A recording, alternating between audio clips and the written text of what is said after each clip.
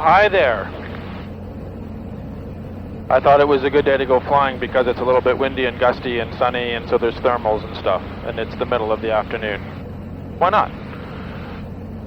This is one of the reasons why I like the Zenith. This is not beaver weather at all, yet here we are in the Zenith, out for a flight, having some fun. So today, this is going to be a fairly quick video. I just want to get the plane dirty a little bit. And probably not actually dirty, it's just not that muddy out. We've had some good sun, and the ground is drying up nicely. So there's a couple of farm roads I want to go play on. I got to get this plane off field eventually, right? That's the whole point of this. This is a sky jeep, as they call it. So I want to get it dirty. I want to go play off field. So what better way to do that than to start? Now, I don't want to start right away diving into like these super short, complex fields and stuff, right? So I want to break myself in gradually, as a person should. So that's what we're going to do. We're going to go out and play on these roads that I am very familiar with, and just kind of see how it handles that so that I can know what to expect whenever we go into unfamiliar places. I took off on 3-1, which means the wind's coming from this way, so I'm going to land that way. So here we go. And I'm going to go in on this one with no flaps, just because I am far enough out that I don't need them, and I'm sinking like a rock already. So feels like a little bit of a crosswind from the right, and I think I'm going to land probably about halfway down to avoid some of those mud puddles. Now, that said, we're going to want to take off in that direction. How are we going to turn around? You know what? We're going to have to land short and then just take off in the direction we're coming from. In fact, we may even just do a touch and go. Let's see. I haven't quite decided yet what's going to happen. We'll find out, won't we?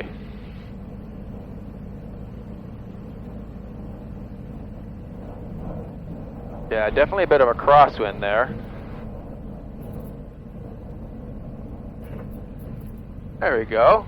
And let's just pour the coals on and go right back out again.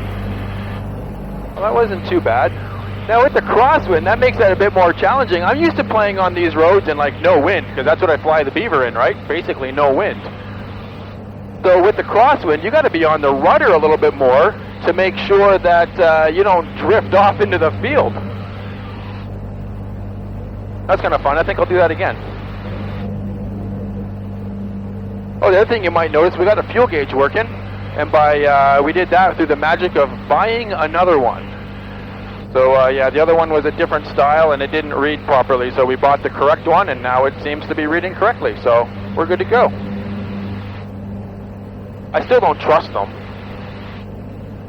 I dipped the tanks, and I figure, just to be safe, 20 liters an hour. So if I have 20 liters in a tank, it's good for an hour, and then I consider it empty. That said, we actually burn at cruise closer to 10 or 12 liters an hour, so it's actually, I'm being very, very conservative with my numbers there. But that's the way I like to do things, just to stay safe. So I think we're going to try that exact same road again. I do like this skylight. I can see out over top. It's very handy.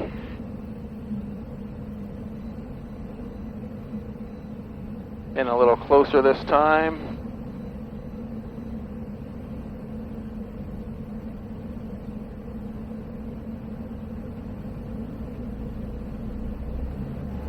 The only trouble with stopping is I got to make sure I have enough to take off again, because I don't think I can turn around in those fields yet. So it might just be touch and goes today. We'll see.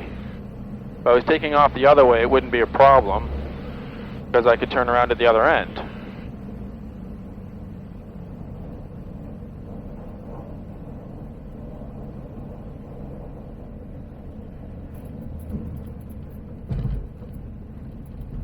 There we go.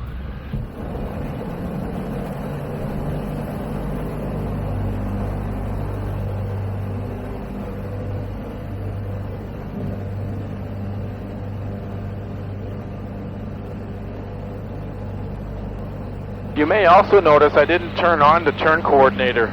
It got really noisy. This last time that I flew with it on, I could hear it through the headset. Oh, you know what? That reminds me. I should turn my headset on. I can hear way better now. Wondering why it was so noisy. Also rocking a pair of light speeds. This is the brand new version of them. It's cool because they'll tell me how much carbon monoxide is in the air. And if it gets too high, it auto warns me, so that's cool. That flag out there is out straight. And in the direction I like. Try this out. The cool thing about the light speeds over the bows is when you forget to turn them on, they're still quite quiet. The bows don't have much for passive noise canceling. These ones have nice big thick muffs here. They cancel a lot of passive noise, and then on top of that, the active noise reduction makes it even quieter.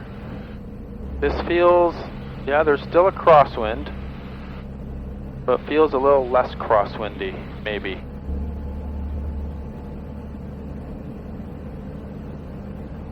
Probably just a touch and go.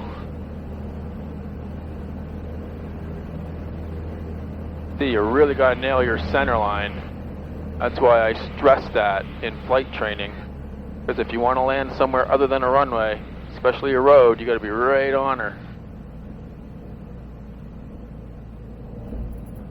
Yeah.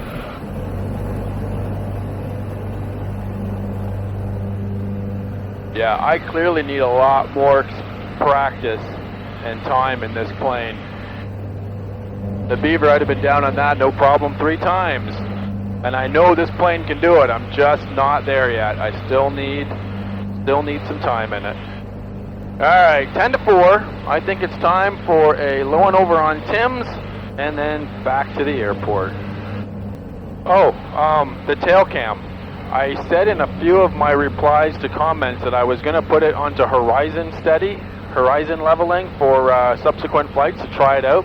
There were enough of you that said don't bother. It looks way better when you can see the horizon tilt. So I've got it set up so that when the plane moves suddenly, the horizon stays level and the plane moves. But if I do a sustained turn, then the horizon tilts with the plane. So I think that's the best of both worlds. That way you can see what the turbulence is doing to the plane, but at the same time see the actual turning of the airplane too, which I think feels more natural.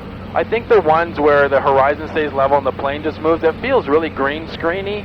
That's a word, right? And yeah, I can see why that's not really fun to watch. So I think I'm going to leave it in the mode that it's in now. So yeah, I mean, you can comment on that if you like down below, but I don't think I'm going to change my mind on that. You could all comment and say, hey, good job, Matt, that's what I wanted.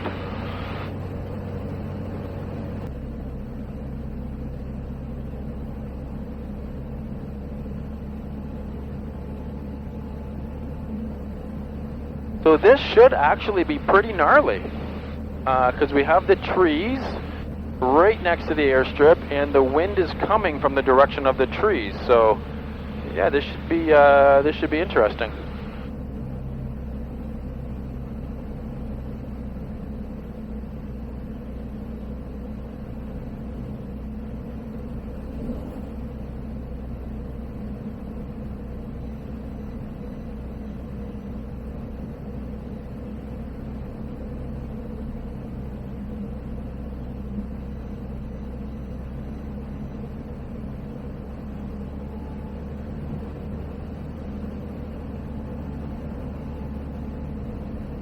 I think there's fresh tire tracks on it. We might be okay to land.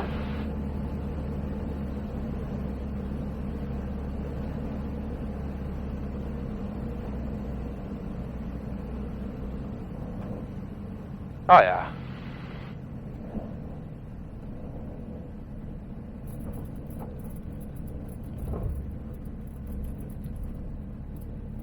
Tires aren't even wet. We're good. Ah, what did that windsock say? Oh yeah, definitely taking off from the other end.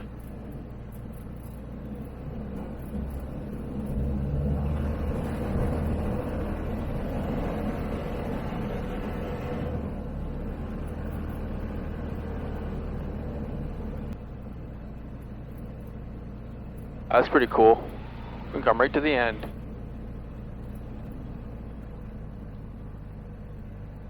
Woodstock traffic, Mike Echo Mike, departing 27 Cooks Airfield, Woodstock area.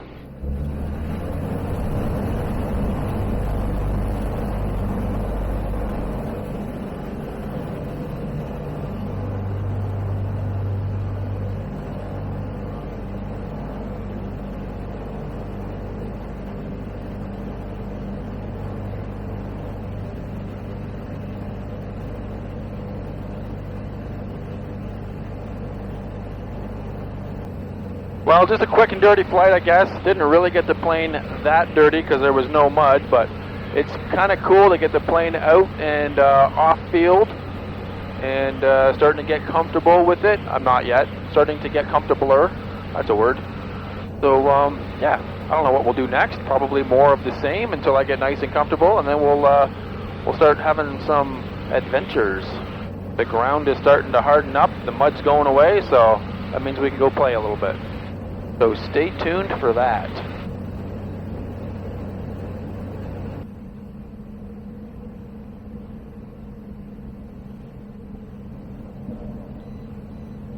Woodstock traffic, Mike Echo Mike, turn and final, 3-1, full stop, Woodstock.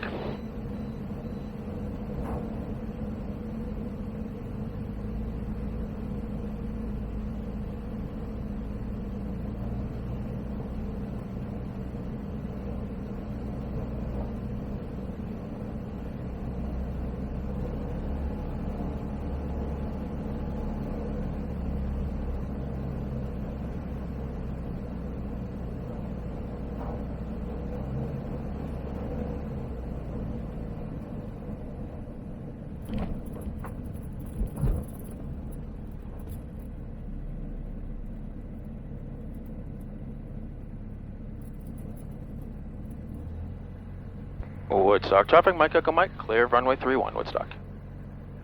Beautiful. Thanks for watching. See you next time.